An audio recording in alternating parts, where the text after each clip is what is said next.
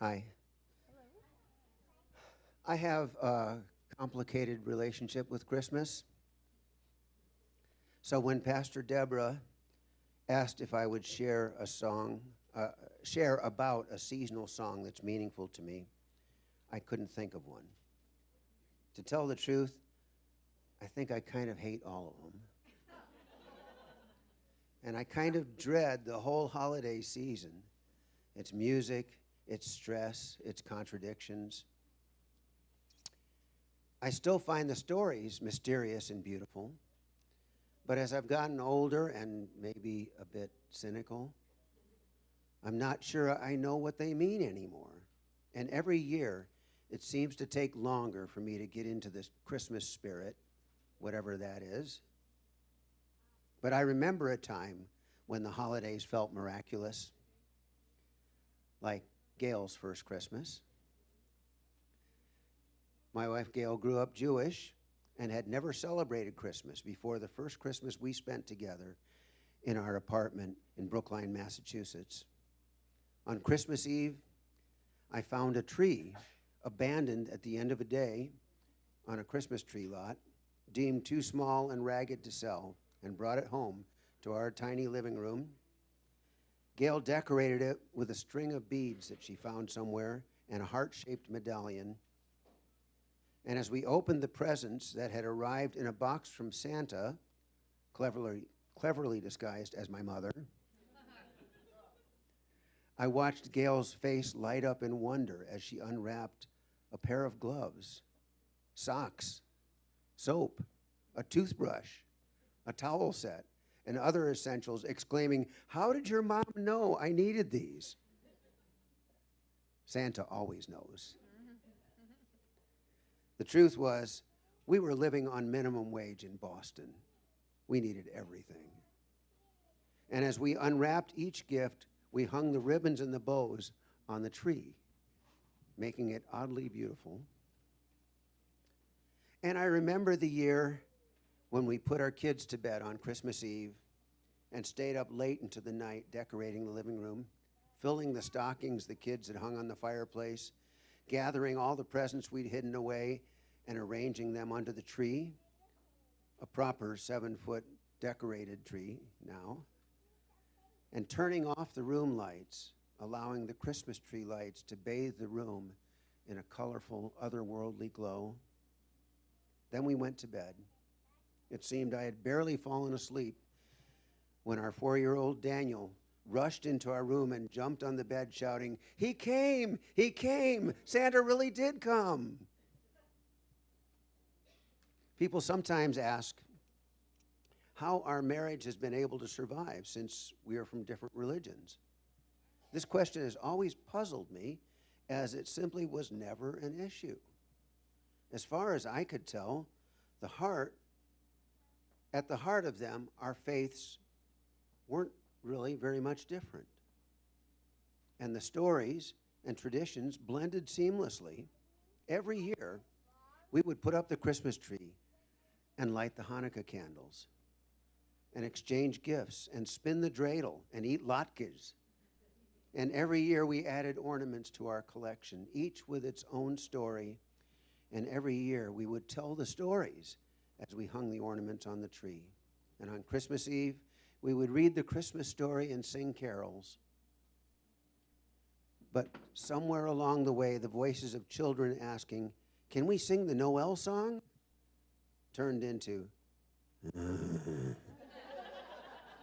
"Do we have to sing those songs again?" And the kids grew up and moved out. Little Daniel's in his 40s now. What's the point of Christmas without children? And here we have 50 years of stories and no one to share them with who hasn't long ago tired of hearing them. So I was just telling Pastor Deborah I couldn't do it when something flashed into my memory, a memory of a sermon my dad preached when I was a child. His sermon was inspired by a strange and strangely hopeful message contained in a popular Christmas carol.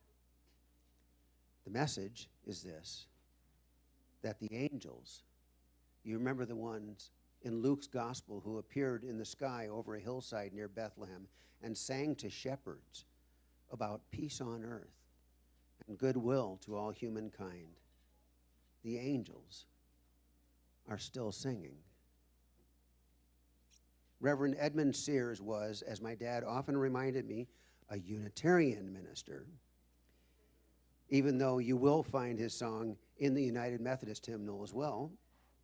He was also a theologian, a pacifist, an ardent abolitionist, and an outspoken advocate for the equality of women. He suffered himself from a season of personal darkness, which they called a nervous breakdown. And appalled by the violence and injustice he saw in the world around him, he wrote, "It came upon the midnight clear," in 1849. In the aftermath of the Mexican-American War, with news of more war brewing in Europe and with tensions rising here, which would over the next 10 years escalate into our own Civil War.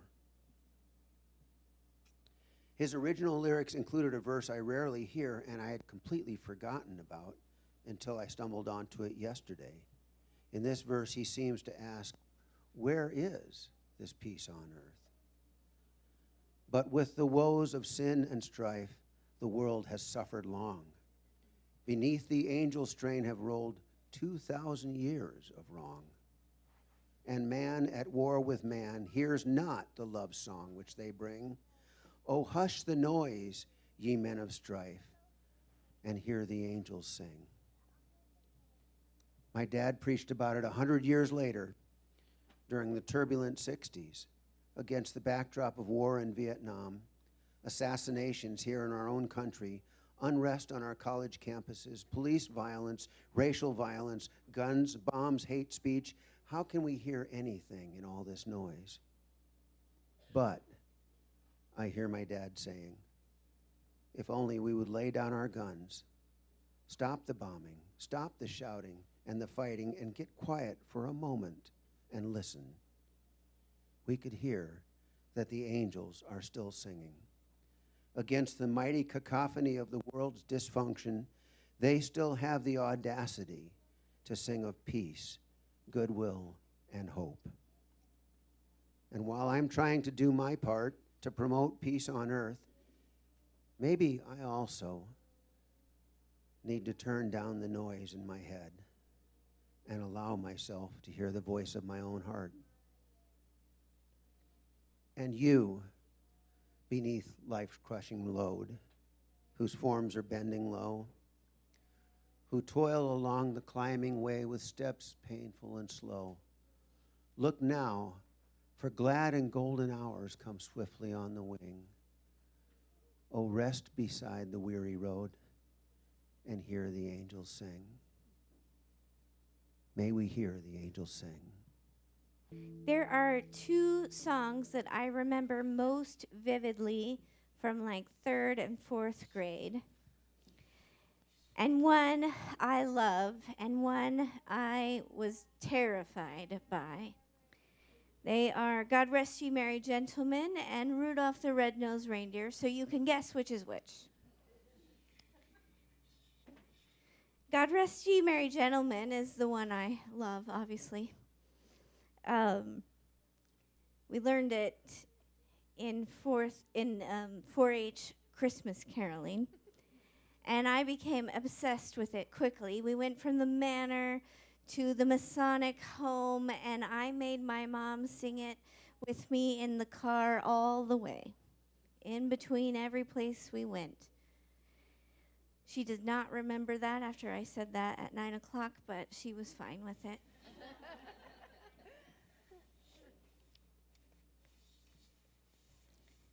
Rudolph,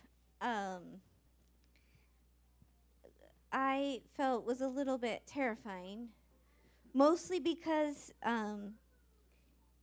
elementary school Deborah was real obsessed with following rules. And I was quite annoyed by the editorial comments that everyone sang into the songs. Like a light bulb? No, thank you. We would get in trouble, people. Please stop. I suspect at some point we must have, because I had real fear and a memory of us being in the cafeteria, which was in a basement of a school that was built during the during the WPA time, right? And I'm sure they were just trying to keep us busy. I don't know why we were singing carols in this basement cafeteria, but I know we got in trouble for the ad-libbing that was happening. And I don't know if there were words I just didn't understand or if it was just the general ad-libbing, but I did not like Rudolph. So God Rest You Merry Gentlemen comes from the 15th century in England, and it is not a proper church song.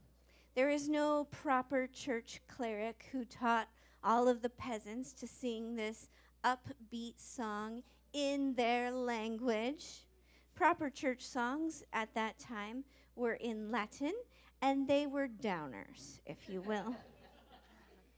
And to make it even worse, the people enjoyed the song and they danced. I know. God forbid. Literally, God forbid. Fast forward a few hundred years, the song, it's really hard to kill a good song.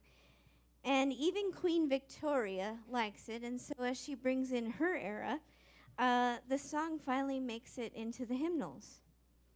And Charles Dickens makes it a centerpiece of his Christmas Carol, and this song goes from the dregs of society to a beloved Christmas classic. And when we think of God Rest You Merry Gentlemen, we think of it as happy and jolly and merry, right? And as an adult, I sort of think of, ooh, these words are a little intense. Like Satan is in there. There's a lot of sort of intense theology. And I'm not the only one who's wondered about that, because there are different versions. But even I am like, I don't want to mess with that song. In the book Stories Behind the Best Beloved Songs of Christmas, a journalist named Ace Collins, which obviously a great name for a journalist, he only had one career path ahead of him, talks about these origins, and that the word merry doesn't necessarily mean happy, like jolly. It might, in its original context, mean mighty, or brave, or strong, or for us today, maybe resilient. God rest ye merry gentlemen, we might think of as brave, mighty, resilient, strong. And rest doesn't mean like kindergarten nap time, which would be fine. Like, I'm pro nap. There's, I think, a book about naps too. But in 15th century peasants' world, who they probably do need a nap, to be frank. Like, it's the sunset of feudalism and the advent of capitalism in Europe, and nothing's looking real great. Rest doesn't mean something about taking a nap or being tired. Rest means to keep or to make. To keep or to make. And so maybe it might be wise to think of the lyrics as God make you mighty. God make you mighty. God keep you strong. God keep you resilient. God keep you brave. And that last word, and this is just my editorial comment alone, gentlemen. Maybe it's not the most inclusive word, but for a bunch of 15th century peasants, and beyond even in England, where gentleman is a real status marker, imagining them singing and dancing and claiming their equal value and worth is pretty delightful. Maybe hold on to that. These songs invite this radical courage. even in their joy, even in their delight. And even Rudolph invites some of this too. And even though I didn't care for the like a light bulb bit, there is this piece of Rudolph that is deeply harrowing. It's written by a copywriter who graduated college with all kinds of hopes and dreams, and then the Great Depression happened, and he got married, and they had a kid, and he went from job to job to job, and he's not writing the great American novel. He is writing about white shirt after white shirt after white shirt for catalogs for Montgomery Ward. And Christmas is coming, and his wife is dying. And his young daughter is feeling deeply saddened and also wondering why her mom isn't like all the other moms. Right, that part about all the other reindeer games. And so he begins to craft this poem about a reindeer that they might have visited at the zoo in Chicago. And its inclusion and its presence with Santa.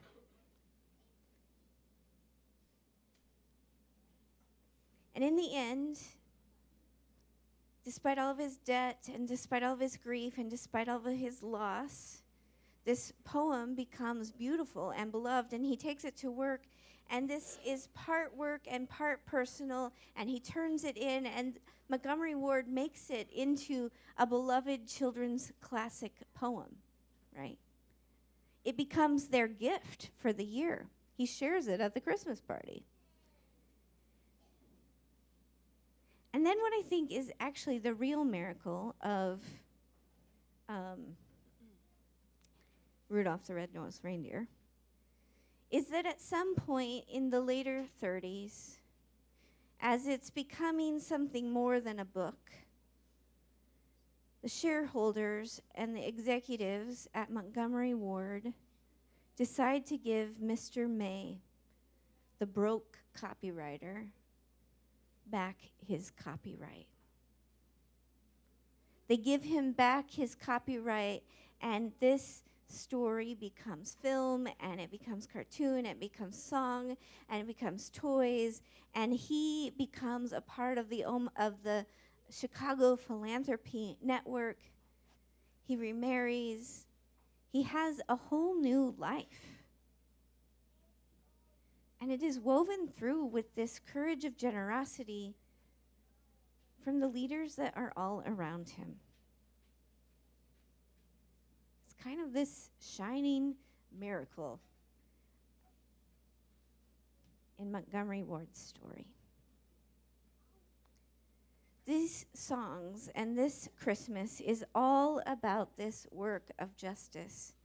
In tiny ways, in big ways, in bold ways, in surprising moments. Isaiah says, "The way of peace they do not know. There is no justice in their paths. Their roads they have made crooked. No one walks in them and knows peace. Therefore justice is far from us, and righteousness does not reach us. We wait for light, and lo, there is darkness, and for brightness, but we walk in gloom."